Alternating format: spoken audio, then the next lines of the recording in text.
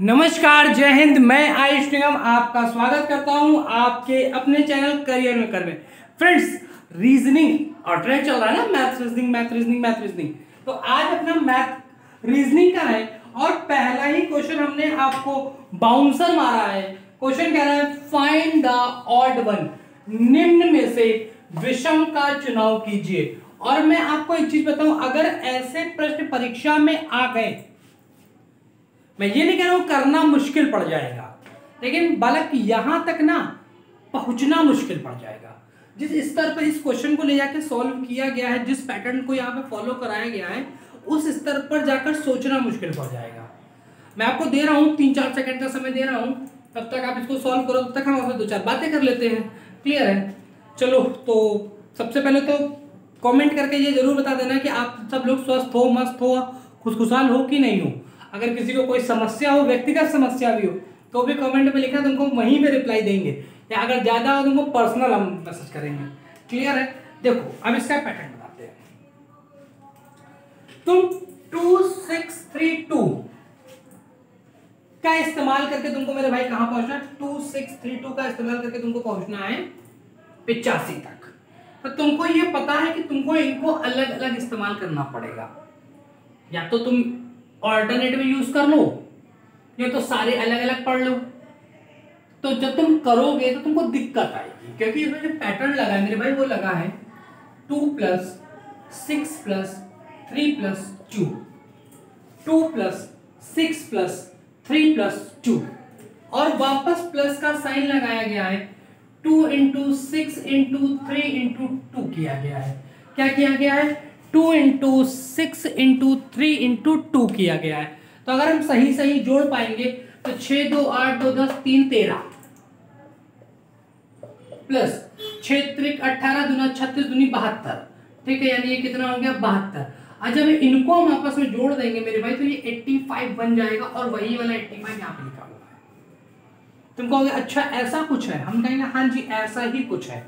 हम कहेंगे ये भी होता है? हाँ मेरे भाई, ये भी होता है, ये भी होता है, कोई दिक्कत नहीं है। ठीक है, तुमको पता है ये पैटर्न इसमें भी फॉलो करेगा, इसमें भी फॉलो करेगा, इसमें भी करेगा, लेकिन इसमें नहीं करेगा। जब सी में आप ये चीज कराओगे ना तो नहीं करेगा। करके देखना है। देखो देखो 4 3 7 3 10 प्लस 4 3 12 दूना 24। अब जोड़ोगे तो मेरे भाई कितना आना चाहिए? 34। लेकिन यहां लिखा है कितना है? 36 लिखा है। इसीलिए ये वाला हमारा क्या है? विषम है, ऑड है। बात समझ में आई? कोई दिक्कत, कोई समस्या? चलो देख लो एक बार, कोई दिक्कत तो नहीं है ना? चलते हैं अगले प्रश्न की तरफ। अगला क्या कह रहा है? फाइंड द मिसिंग वन, विलुप्त की पहचान कीजिए। यानी जो हमारा छूटा हुआ है इसको बताना है। कह रहा है 47 60 57 70 67। यानी तुमको ये समझ में आ गया कि एक बार ये बढ़ रही है सीरीज, एक बार घट रही है सीरीज। यानी या तो ये ऑल्टरनेट पैटर्न सीरीज है, या तो प्लस माइनस के खेल पे चली है। तो 2-3 सेकंड का समय लो, करो, देखें, आंसर करो। सुनाई देती है जिसकी धड़कन, तुम्हारा दिल या हमारा दिल है। देखो साहब, इसमें अगर हम कहें तो हम कहेंगे कि 13 जोड़ दिया गया, तुम कहोगे हाँ सही है। इसकी अगर हम बात करें तो तुम कहोगे 3 घटा दिया गया, हम कहेंगे ये भी सही है। इसमें वापस 13 जोड़ दिया गया, हम कहेंगे ये भी सही है। इसमें वापस 3 घटा दिया गया मेरे भाई, ये भी सही है। यानी इसमें 13 जोड़ा जाएगा, 67 3 70 10 80, यानी इसका आंसर कितना बन जाएगा? 80 बन जाएगा। यानी ये सीरीज कौन कंप्लीट कर देगा मेरे भाई? यहाँ पे आकर के 80 कंप्लीट कर देगा। कोई दिक्कत, कोई समस्या, कोई कष्ट? चलो नोट करो, आगे चलते हैं। देखो बढ़िया सा सुंदर सा एक सवाल है। कह रहा है smile is important.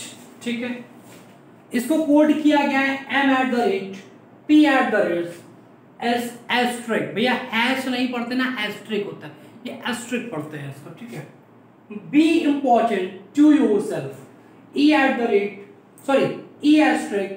o*, u*, p@। कह रहा है be always smile, E@m@, find the code of always. ठीक है, अगर बहुत थोड़ा एटिकेट में आओगे ना तो कहते हैं कि ये चाइनीज खोजिंग डिकोडिंग है। क्या चाइनीज खोजिंग डिकोडिंग? बाबा कुछ नहीं है, चाइना का माल चले तो शाम तक, नहीं तो खत्म। ठीक, तुरंत ही खत्म। तो इसको तो हम लोग तुरंत ही खत्म कर देंगे। ठीक, इसमें कोई दम भी नहीं है। देखो, जब हम यहाँ पे कराते हैं तो हमारा प्रोटोकॉल दूसरा होता है। जब एग्जाम हॉल में बैठ के करते हैं तो प्रोटोकॉल का हमारा सब कुछ बदल जाता है वहां पे। देखो कैसे, हम सबसे पहले यहाँ देखेंगे कि ऑलवेज का कोड हमको कहाँ से मिल सकता है। तो तुम कहोगे कि सिर्फ और सिर्फ हमको यहाँ से मिल सकता है। अगर इसमें से हम बी हटा दें और स्माइल हटा दें तो जो बचेगा वो स्माइल का कोड हो जाएगा। क्लियर है? तो इन दोनों में बी कॉमन है। तो ये देखो, बी इन दोनों में कॉमन है और इन दोनों में भी कुछ कॉमन होगा। तुम कहोगे E@ कॉमन है। हमने कहा हाँ ठीक है, E@ कॉमन है। स्माइल इन दोनों में कॉमन है, तो स्माइल यहाँ से हटा लेते हैं, ये स्माइल हट गया। इन दोनों में भी कुछ कॉमन होगा तो तुम कहोगे M@ कॉमन है। हमने कहा ठीक है, तो ऑलवेज का कोड क्या बचा? डेफिनेटली L@ बचा। I think you must better understand what I am trying to say. ठीक है, तो ऑलवेज का कोड क्या बनेगा? L@ बनेगा। ये तो हो गया समझाने का तरीका। एग्जामिनेशन हॉल में ऐसा नहीं करना है। देखो, एग्जामिनेशन हमने हॉल में देखा कि हम ऊपर से पढ़ते हुए चले आ रहे हैं, हमें सिर्फ और सिर्फ ऑलवेज पहली बार यहाँ पढ़ने को मिला है। क्लियर है? और L@ भी हमको पहली बार ही यहाँ पढ़ने को मिला है, यानी ऑलवेज का कोड बनेगा L@। सवाल खत्म। इतना था। चाइना के आदमी को ज़्यादा इंपॉर्टेंट देनी ही नहीं है, कतई एकदम चुटकियों में उनको उड़ाना है। क्लियर है? चलिए अगले क्वेश्चन की तरफ। चलो, ये क्वेश्चन डाइस का है, पर दिक्कत ये है कि डाइस में 1 2 3 होता है, पासे में 1 2 3 होता है और यहाँ PQRSTU लिखा हुआ इसे उत्तर। ठीक है, सॉरी, कह रहा है S के विपरीत क्या होगा। साहब देखो, इस S के विपरीत पूछा है, चाहो तो तुम इन दोनों से आंसर निकाल लो, चाहो तो इन दोनों से आंसर निकाल लो, चाहो तो इनसे आंसर निकाल लो, जिससे मर्जी उससे आंसर निकाल लो। सबसे सरल हमारा इससे पड़ेगा। देखो, इन दोनों में क्या कॉमन है? तो तुम कहोगे कि P कॉमन है। क्लियर है? बिल्कुल सही। साहब जो हम कह रहे हो ध्यान से सुनना, पहले तुमको बेसिक बताते हैं। घर में कभी कान पकड़ के उठाए गए हो, हमने P का कान पकड़ा और ऐसे घुमा दिया, यहाँ से P का कान पकड़ा और ऐसे घुमा दिया, तो PSQ, PSQ। P के नीचे तो P लिखेंगे, कॉमन के नीचे कॉमन लिखेंगे। इसके बाद क्या आएगा? तुम कहोगे U आएगा, और इसके बाद क्या आएगा? तो तुम कहोगे R आएगा। तो S के अपोजिट क्या आ गया मेरे भाई? U आ गया। क्लियर है? हमें इतनी महाभारत करने की कोई जरूरत ही नहीं थी, कोई जरूरत नहीं थी। जब कॉमन वाला, दोनों में जो कॉमन होता है कैरेक्टर, वो अगर सेम साइड में होता है, देखो ये सेम, ये भी इधर ही है और ये भी इधर ही है, तो इसके अपोजिट ये बन जाता है और इसके अपोजिट ये बन जाता है। ये इतनी सरल सी कहानी थी, इसमें हमें कुछ को महाभारत गढ़ने जैसा था ही नहीं। चले आगे की तरफ, समझ में आया है? चलो भैया आगे चलते हैं। चलो साहब, इस क्वेश्चन को करते हैं। ये सलॉक से हिंदी में कहें न्याय निगमन का बढ़िया सवाल है। कह रहा है कथन, कोई विंड वाटर नहीं है, कुछ वाटर ब्रीज है, कोई ब्रीज गैस नहीं है। निष्कर्ष कह रहा है कुछ वाटर गैस नहीं है और कोई विंड ब्रीज नहीं है। ओके,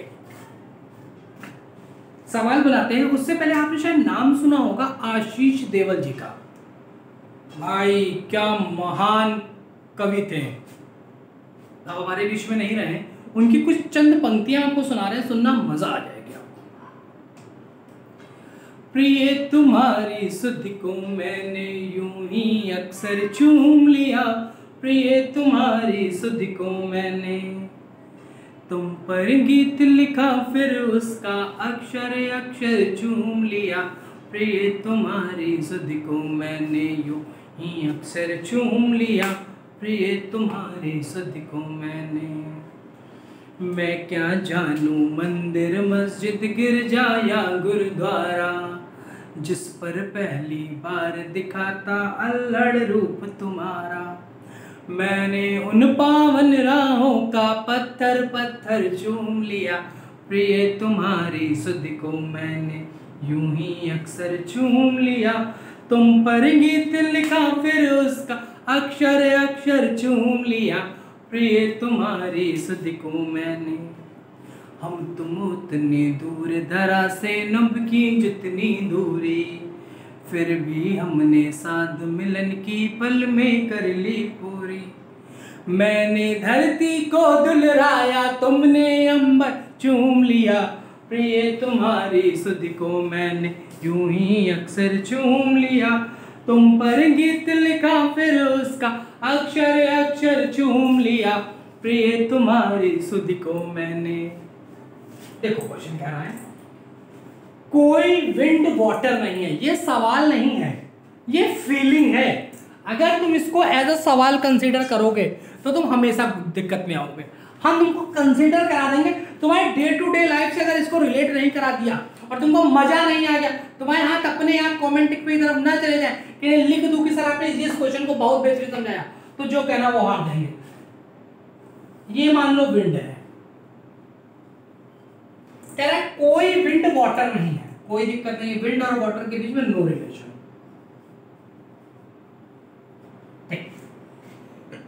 कह रहा है कुछ वाटर ब्रीज है, कुछ वाटर ब्रीज है, कोई ब्रीज गस्ट नहीं है, कोई भी ब्रीज गस्ट नहीं। ब्रीज और गस्ट के बीच में नो रिलेशन है। ठीक है, चलो हमारे फिगर से सभी सहमत हो गए, निश्चित सहमत हो गया। हम उनसे वैसे भी सहमत, और इसलिए सहमत मत हो जाना कि मैंने बनाया है, ना ना, इसलिए सहमत मत होना कि आयुष निगम ने बनाया इसलिए मैं सहमत हूं। आप सहमत होने चाहिए। क्या रहा है, कुछ वाटर गस्ट नहीं है, कुछ वाटर गस्ट नहीं है। अब सुनो, मान लीजिए तुम, मैं मान लेता हूं, अपना एग्जांपल देता हूं, ठीक है। मान लीजिए मैं हूं, ये मेरी बहन है, दीदी जिसको हम लोग कहते हैं दीदी, और ये नहीं सॉरी, ये दीदी है और ये हमारी जीजा जी है। तुम लोग भी अपने लिए मान लेना, ठीक है, बिल्कुल एकदम सटीक उतर के आएगा। सुनो, कह रहा है कुछ वाटर गस्ट नहीं है, कुछ वाटर गस्ट नहीं है। फॉर एग्जाम्पल, तुमने और तुम्हारे जीजा जी के बीच में कहासुनी हो जाए, खूब एकदम भयानक वाली, गुत्थम गुत्था की नौबत आ जाए, ठीक, इतनी, तो तुम में और तुम्हारे जीजा जी में नो रिलेशन हो गया। अब सरल सी बात है, किसी को लतिया दोगे तो तुम बात तो करेगा ही नहीं, क्लियर। तो तुम दोनों के बीच में नो रिलेशन हो गया, तुम कहोगे हाँ नो रिलेशन हो गया, ठीक, क्योंकि तुम दोनों के बीच में आपस में बनती ही नहीं है, कहासुनी इतनी ज्यादा, मतभेद इतने ज्यादा है कि आपस में बनती नहीं है, क्लियर। तो अब बात आई तुम्हारी बहन की, मेरे भाई लाख वो तुम्हारी बहन हो, लाख वो मेरी बहन हो, लेकिन जब तक अपने पति के साथ रहेगी, ये देखो ये कॉमन वाला हिस्सा देखो, जब तक वो जितना अपने पति के साथ रहेगी उतनी देर वो तुमसे बात नहीं करेगी, क्योंकि बात मान सम्मान पे आ गई है, समझ रहे हो। यानी तुम्हारी बहन लाख तुम्हारी हो, तुम्हारा खून का रिश्ता है, लेकिन जितनी देर वो अपने पति के साथ रहेगी उतनी देर वो तुमसे बात नहीं करेगी, जितनी देर वो अपने पति के साथ रहेगी उतनी देर वो तुमसे बात नहीं करेगी। लेकिन जैसे ही पति गया पानी पीने या ऑफिस, तुरंत दौड़ के बहन आ जाएगी तुम्हारे पास, ए भाई ना कहा करो यार, जानते हो उनका स्वभाव चिड़चिड़ा है, जानते हो नेचर चिड़चिड़े प्रकृति के, ना कहा करो इसे, यही कहेगी ना करके। तो ये वाला हिस्सा उनका, ये वाला हिस्सा, ये तो अभी पति के पहुंच से बाहर है ना, ये वो वाला समय है जब बहन तुम्हारी अकेले होती है, जब जीजा गए ऑफिस तब ये तुरंत तुम्हारे पास आएगी, है तो खून का ही रिश्ता ना है, तुरंत बहन आएगी भाई के पास, ए भाई ना कहा करो यार कुछ, चलो माफी मांग लो, चलो तुम छोटे हो, तुम छोटे नहीं बन जाओगे, माफी मांग लो, ऐसा ही तो कुछ होता है ना। तो मेरे भाई जो वाटर का हिस्सा ब्रीज हो चुका है, जो बहन का हिस्सा जीजा जी के घर में बीतेगा, उतने समय तो तुमसे बात कर ही नहीं सकती, मजाल जो बात कर जाए, क्योंकि उतनी देर वो इनके साथ है। बात समझ में आ रही है ना। तो जो वाटर का हिस्सा ब्रीज हो चुका है वो गस्ट कभी नहीं होगा। और देखो कुछ ही तो लिखा है, यानी ये स्टेटमेंट सही। क्लियर? तुम कहोगे हाँ सही है। अब इसको हम बिगाड़ रहे हैं, ठीक है।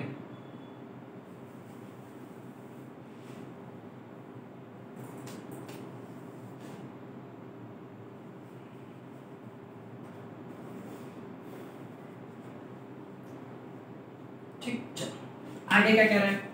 कोई विंड ब्रीज नहीं है, कोई विंड ब्रीज नहीं है।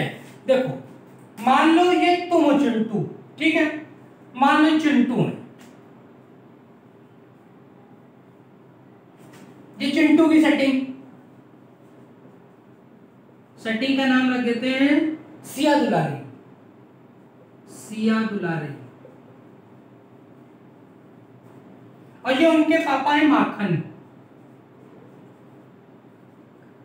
अब देखो मान लो चिंटू ने किसी दिन ना जानते हुए माखन से बदतमीजी कर दी। मान लो धोखे में हो गई, सड़क पे जा रहे हैं, कह दिया काय डोकरे दिखता नहीं का ठटरी के बेर, तो मान लो कर दिया, ठीक।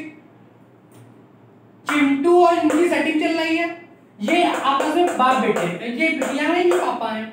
यार एक बात बताओ, अगर चिंटू का इनसे हो गया कुछ लफड़ा, कुछ कहा सुनी हो गई, तो बिटिया जितनी देर अपने बाप के साथ रहेगी, जितनी देर अपने पिता के साथ रहेगी, उतनी देर तो इनसे बात नहीं करेगी।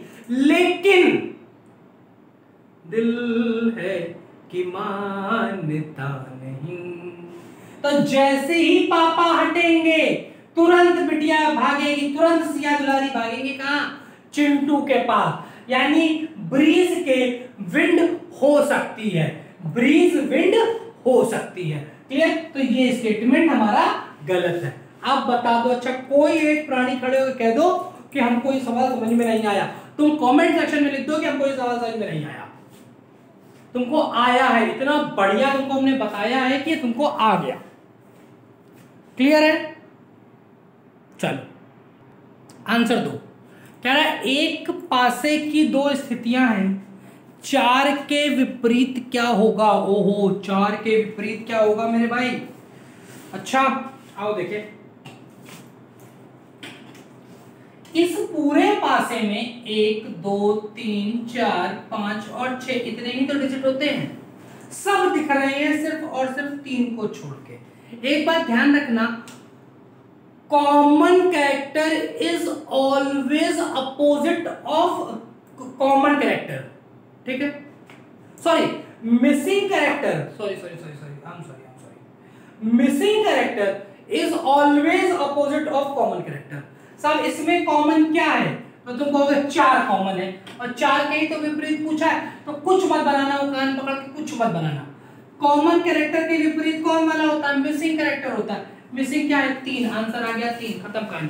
हमने क्या कहा? जो इसमें से मिस वाला होगा, जो इनमें से गायब होगा, वो किसके विपरीत बैठेगा? जो इन दोनों फिगर में कॉमन होगा। यानी हमने क्या कहा? Missing character is always opposite of common character.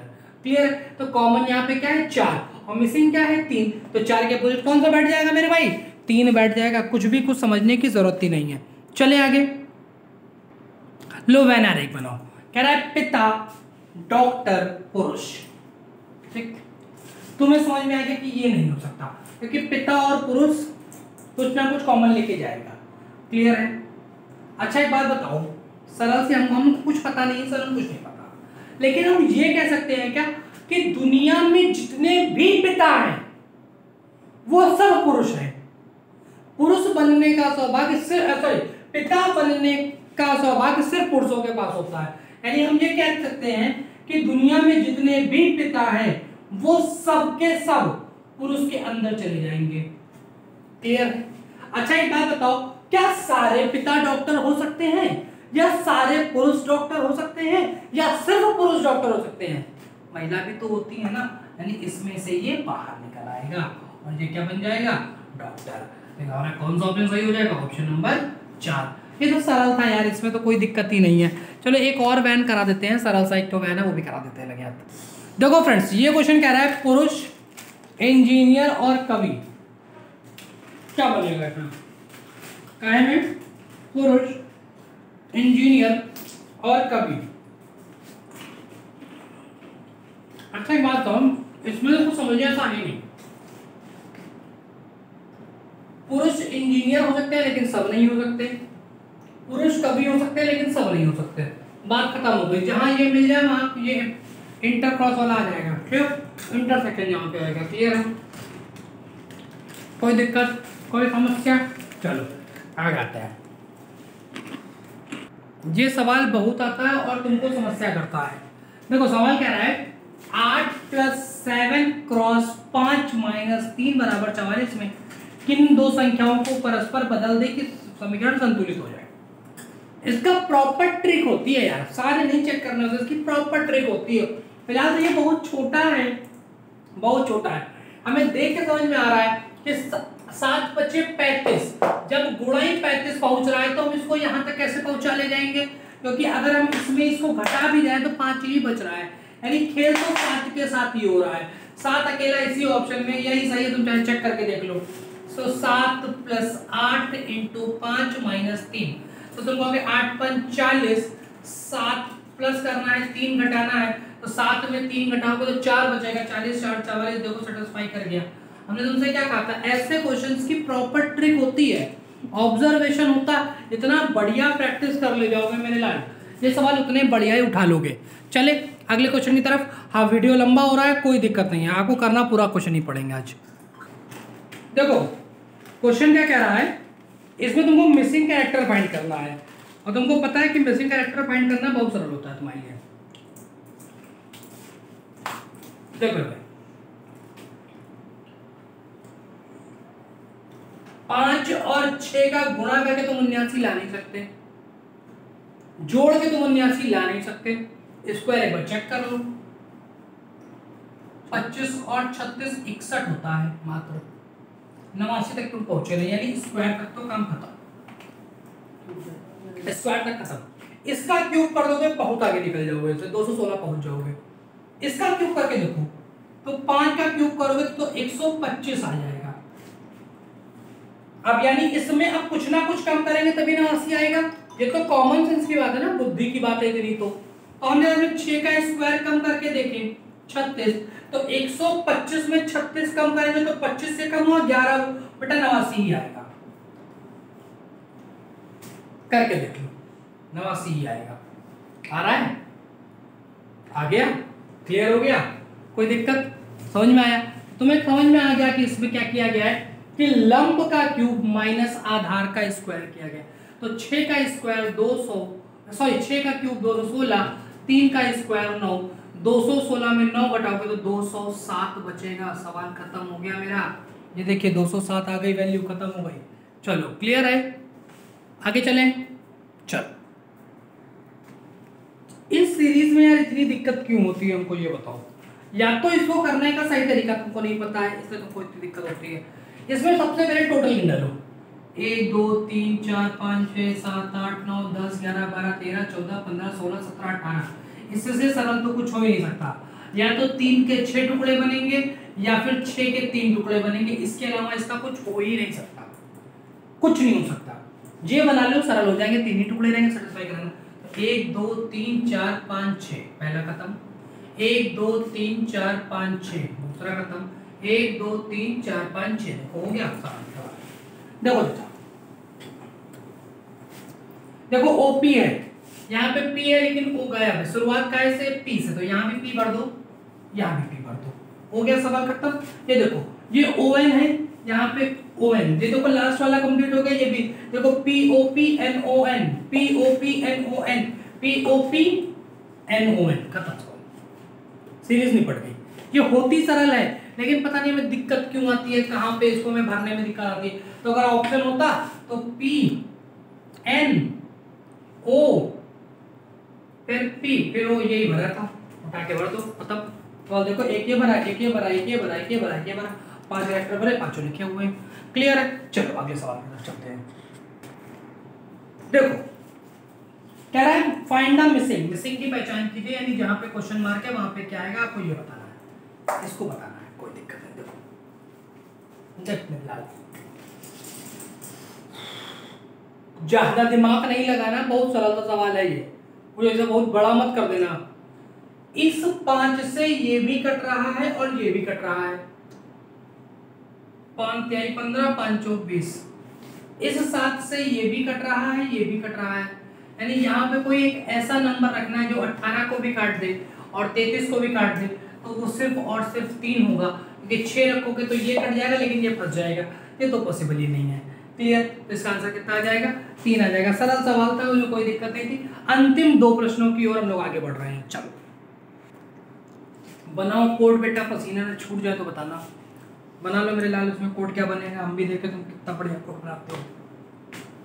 तुमको पता ही नहीं है कि इसमें SING को तेज कैसे लिखा गया, क्योंकि तुम क्या सोचोगे, अधिकतम से अधिकतम फॉरवर्ड रैंक, बैकवर्ड रैंक, इससे ज्यादा तुमको सोच नहीं पाओगे।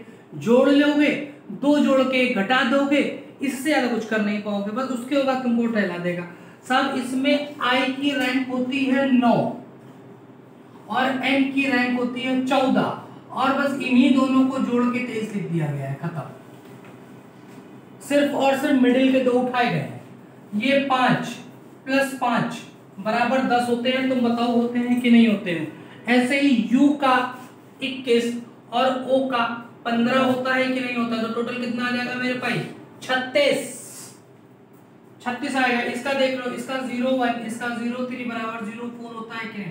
तो आंसर कितना आएगा? 36 आएगा कि नहीं आएगा मेरे भाई? बताओ, बढ़िया सवाल था। ऐसा सवाल अगर फंस जाए तो पसीना छुड़वा देगा जाके, पेपर में कुछ सवाल में कुछ कमी नहीं है। चलो आज के अंतिम प्रश्न को करते हैं। चलो भैया, आज का अंतिम प्रश्न, बताओ आंसर। चलो आंसर दो, मैं भी बैठता हूँ थोड़ी देर, तुम भी आराम से आंसर दो। चलो मैं फ्रेम में नहीं आ रहा हूँ, मुझे पता है। देखो इसका आंसर क्या बनेगा, बताओ।